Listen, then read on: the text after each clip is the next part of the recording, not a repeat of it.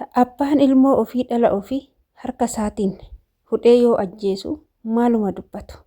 Dhiirri ashaggaariin Itoophiyaa keessa qofa jira natti fakkaate. Dhiirri baay'ee dubartoota cinqu Itoophiyaa keessa bichaa jira natti fakkaata ture. Edaa biyyoota hundumaayyuu dhiirri baay'ee ashaggaariin ni jira jechuudha. Dhugaan sinin jedha kuni arabaadha jechuudha. Inna wanti akkanaa kun yeroo argamu edaa biyyuma hundatu dubartii rakkisaa dhiirri kan jedhu natti dhaga'ame. Harka ofiitiin ilmoo ofii badii ofii dhossuuf jecha badiin ofii akka jalaan mul'anneef jecha ilmoo ofii ajjeesuuf ka'ee jechuudha. Ashama harka fuune kabajamtootaa fi daawwattoota hordoftoota keenya. Nageenyi koo kan jaalalaa fi kabajaa bakkaa fi lafa jirtan isiniif haa baay'atu. Anis obboleettiin keessan bakkaa fi lafan jirutti Waaqayyoof galannaa ga'u nagaa fayyaa kootidha. Viidiyoo kana hanga dhumaa dhaggeeffadhaa waa baay'ee irraa barattu. Maarree dhiirri ashaggaariin Itoophiyaa bichaa jira. Dhiirri Itoophiyaa bichaatti dubartii Itoophiyaa bichaa boochisa natti fakkaate. Edaa biyyuma hundarra jira. Akkas ture. Isa jalqaba irratti daa'ima argitan kan warroonni Arabiffa dandeessan dubbisuu ni dandeessu jechuudha. Inna daa'imti kuni ni taphatti. Daa'imtiin beektuu yeroo taphattu meeshaa garagaraati.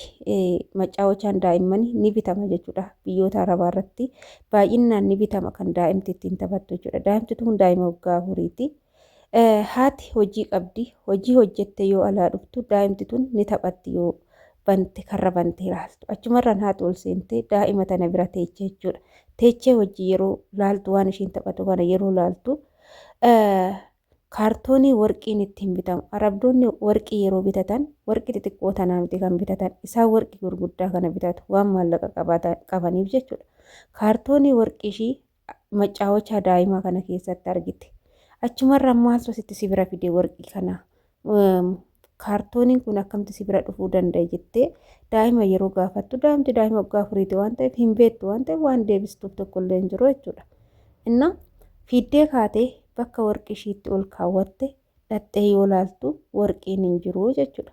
Yoo warqii kana uffata ishii gadi guurtee ol sottee gasottu ni dhabdi. Gizee kan abbaa manaa ishee bira dhattee kaartoonii kana iddoo daa'imti taphattu sanatti argee garuu warqiin koo hin jiru argitee jirtaa jettee yeroo gaafattu hin argine jedhee waakkatee maal godhe badiin isaa kun akka jalaan mul'anne deemee harka isaatiin daa'ima kana akka malee rukutee dabaddabee hudhee ajjeesuuf yoo ta'u ishiinis gizee kana rakkate waan wallaalte iyyite jechuudha. Yeroo iyyitu kana namoonni dhufanii daa'ima kana isarraa harka buusan. Gizee kana warqii kana hin gattee qoshaashatti gattee yaa himtu jedhee daa'ima kana rukuta jechuudha. Yeroo rukutu kana daa'imtu fiifuu rifattee waan dubbattu wallaaltu fiifuu duugeecha jechuudha. Gizee kana poolisiin dhufee namicha kanas fuudhanii gara mana seeratiin dhaqanii maaliif daa'ima kana akkanatti rukuttaa? Maaliif dabaddabda jedhanii gaafatan. Yeroo gaafatan kana haati manaa waan ta'e hunda itti himte. Akka warqiin ishii manaa dhabamee fi kaartoonii warqii kanaa akka daa'ima kana biratti argame hundatti himte. Inni immoo wanjala isaa kana dhossuuf jecha isheetu kosiitti gate isheetu qoshaashatti gate akka himtuuf rukute jedheen garuu akkasii miti.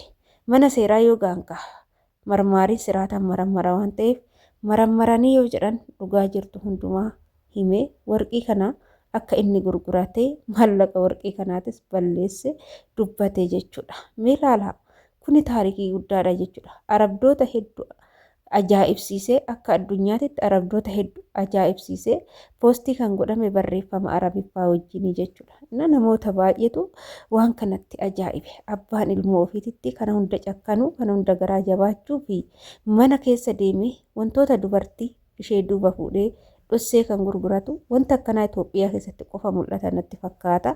Edaa arabdoota keessas ni jira kan jiru nagarrame jechuudha. Inna abbaan ilmoo wanjala ofii dhossuu jecha daa'ima ofii dabaddabee akka namni hin dabaddabnetti dabaddabee daa'ima amma hooda qaxaqqaxee dhiiga irra yaasee bakki inni irra kunneen jiru wanjala isaa kana dhossuu yeroo yaalu baay'ee ulfaata jechuudha. Inna wanti akkanaa kun baay'ee ulfaata baay'ees namas ajaa'iba.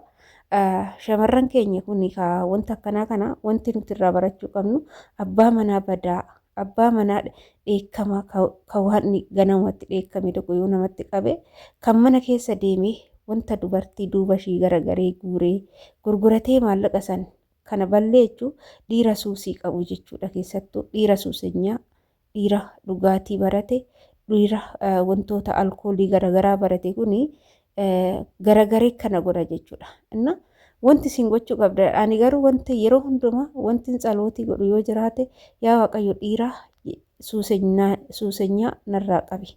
Nama sobaan jireenya koo keessa seenuuf deemu narraa qabi. Ati narraa barbadeessi hidha jechuudha. Maaliif jennaan dhiirri akkana siifis hin ta'u namaafis hin ta'u jechuudha. Inna kanaaf jechuudha ani shamarran Itoophiyaa bichaatu boo'aa. Shamarran Itoophiyaa bichaatu miidhamaa. Miidhamtoonni Itoophiyaa keessatti bichaadha jedhee yaada. Arabdoota keessatti illee ni jira jechuudha. Wanti kun argitanii miti. Inna baay'ee nama hedduu garramee, baay'ee nama hedduu ajaa'ibee wanti kun nama ajaa'ibassi. Isinin jedha hordoftoota kiyya wanti akkanaa kun badaadha. Keessattuu wanti akkanaa kun badaadha. Abbaa manaa fi haati manaa yoo waa godhan icciitii garaagaraatiin yoo waa balleessan deebanii badii ofiisan dhossuu jecha daa'ima itti sababeeffachuu. Amma inni kun maal godhe warqicha fuudhee gurgurateera. Maallaqatti jijjiirrate maallaqa isaa yookaan balleesseera. Warqichi kan maallaqni birri biyya Arabaatiin gara 10,000 olii kan ta'u baay'ee warqii guddaa fi diraamni isaa baay'ee guddaa giraama guddaa bitatu. Isaan amma fakkeenyaaf warqii mormaa giraama haga giraama 10 akkasanii ollee ni bitatu jechuudha. Isaan inni galee waan xixiqqoo kana kaawwachuun jaalatan. Amma hawaasni hin garramu warqii akka shurraabii tokko faatu jira. Isa faa bitatu yoo barbaadan isaan jechuudha. Maallaqa qabu waan ta'eef waan akkasii faa bitatu yoo gadi baasanis gurguran birrii guddaa maallaqa guddaa nama baasa jechuudha. Inna isa kana ka fuudhanii ofii isaaniitti gurguratanii maallaqatti jijjiirrame daa'ima hunna amma hooda daa'ima homaan beenne kan taphashii malee waa takka hin beennetti dheekkamu kuni maaliif barbaachise dhugaa baay'ee nama ajaa'iba jechuudha. Inna wanta akkanaa kanarraa of eeggannoo godhadhaa. Kuni namoota akkanaa waa balleechuu waa dhossanii haadha manaa waa dhossee gurguruu haadha manaa jalaa waa hatee fudhachuudhaaf ergaa guddaa of keessaa qaba jedhee yaada. Booddee seexanni daa'ima isaa akka miidhu yookaan daa'ima isaa akka ajjeesu goosistee nafsa gadaayii gochuu dandeechi. Kun hojii seexanaati. Wantoonni akkanaa kun gaariin dhufu bultii keessattuu abbaan manaa yoo haadha manaa hate haati manaa yoo abbaa manaa hatte kun sirriin dhufu jechuudha. Mistira abbaa manaa fi haadha manaa gidduu lamaan kana jiru yoo wakka wal dhossan ta'e haadha manummaa fi abbaan manummaatu hin jedhamu jechuudha. Isiniif galeemi akkasii viidiyoo kanarraa haala saniinaan hubadhe jechuudhaan. Abbaan manaa tokko waa tokko dhossee haadha manaa isaa duuba waa hin balleecha yoo ta'e haati manaa isaa abbaa manaa dhossitee abbaa manaa duuba waa hin balleessite yoo ta'e gidduu kanatti badiin jara lamaanii gara daa'imman isaanii akka dhufuu fi daa'imman miidharraan akka ga'u nama barsiisa viidiyoon kun jechuudha. Inna wanti kun badaadha. Arabdoonni kana hunda ilmoo isaaniitti garaa jabaachuun isaanii baay'ee ulfaata. Hin jiru arabdoonni baay'ee garaa jabaatan jechuudha. Gizee isaan lolanuu nama sodaachisu hin beektu. Gizee lolanuu gizee akkanuma lafuma kaanii lolanii nama rifachiisu nama sodaachisu hin iyyuu jechuudha. Inna garuu kana hunda dhala ofii ajjeesuuf badii ofii dhossuuf agana hunda kana gochuun ni ulfaata. Sinin jechuu jaaladha. Viidiyoon irraa barumsa guddaa of keessaa qaba. Anaafis barumsa guddaa naa kenne sinin jedha. Inna viidiyoo kiyya asumarraa nan goolaba. Warroonni mana keenya faaraa taatan laayik, sheer, sabiskiraayib gochuun gara maamila keenyatti dabalamaa sinin jenna. Hanga viidiyoo biraatti walitti deemtu turtii gaarii siniif haa ta'u. Baay'ee.